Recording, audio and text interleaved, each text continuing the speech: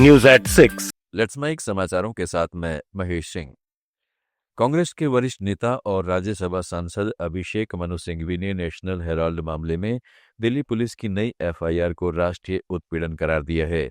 दिल्ली में press conference में सिंघवी ने कहा कि इस पूरे मामले में न तो कोई पैसा आया गया, न कोई संपत्ति हस्तांतरित हुई और न ही कोई दुरुपयोग हुआ। फिर भी ईडी अपनी कल्पना में मनी लॉन्ड्रिंग देख रही है। उन्होंने प्रवर्तन निदेशालय को रंगभेदी एजेंसी बताते हुए आरोप लगाया कि वह सिर्फ विपक्ष का रंग देखती है।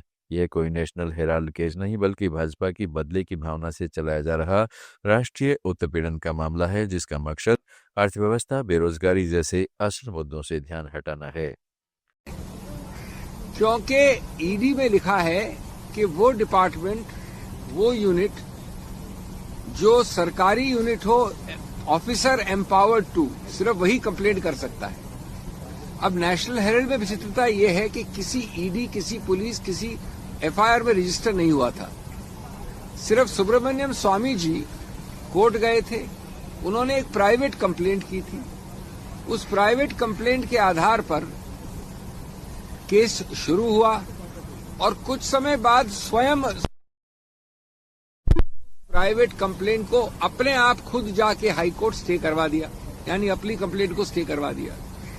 तो ये मूल बात समझने की आपके दर्शकों को कि कंप्लेंट एक सिर्फ प्राइवेट थी, सरकारी कोई कंप्लेंट थी नहीं कभी नेशनल हेराल्ड में। आज संसद में कुत्ता लाने को लेकर हुए विवाद पर कांग्रेस सांसद रेणुका चौधरी का बयान सियासी हलकों में चर्चा का विषय बन गया है।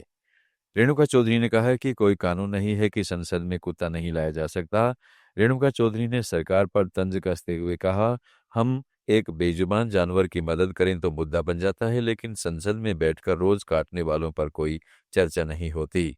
असली डसने वाले और काटने वाले पार्लियामेंट में बैठे हैं, सरकार चलाते हैं, उसका कोई इतराज नहीं। हम किसी गूंगे जानवर का हम देखभाल करते हैं तो ये बड़ी मुद्दा और चर्चा बन गई। और कुछ है ही नहीं। क्या सरकार बीएलएस का मौत हो रहा है, वो ड्रामा दिख रहा है, और कुत्ते को हम रक्षा करें तो ये बड़ी ये प्रॉब्लम हो गई। और पार्लियामेंट में जो बैठ के हमको रोज डसते हैं उसका तो कोई फिक्र ही नहीं है। Let's mic news at 6।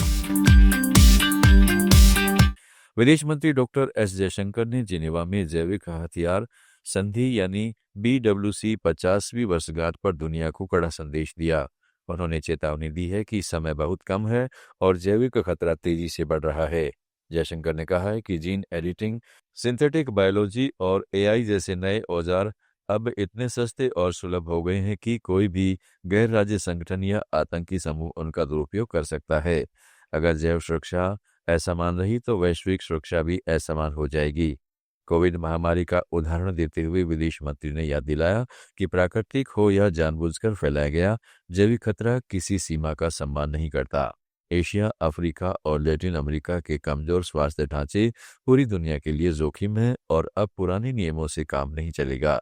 Bharat अपनी वैक्सीन, दवा और तकनीकी क्षमता से हर देश की मदद के लिए तैयार है, लेकिन इसके लिए वैश्विक नियमों को मजबूत और न्यायपूर्ण बनाना होगा। International security environment has become more uncertain. Rapid developments in science and technology have led to the availability and the affordability of sophisticated biotechnology tools and a marked reduction in the costs of sequencing and synthesis.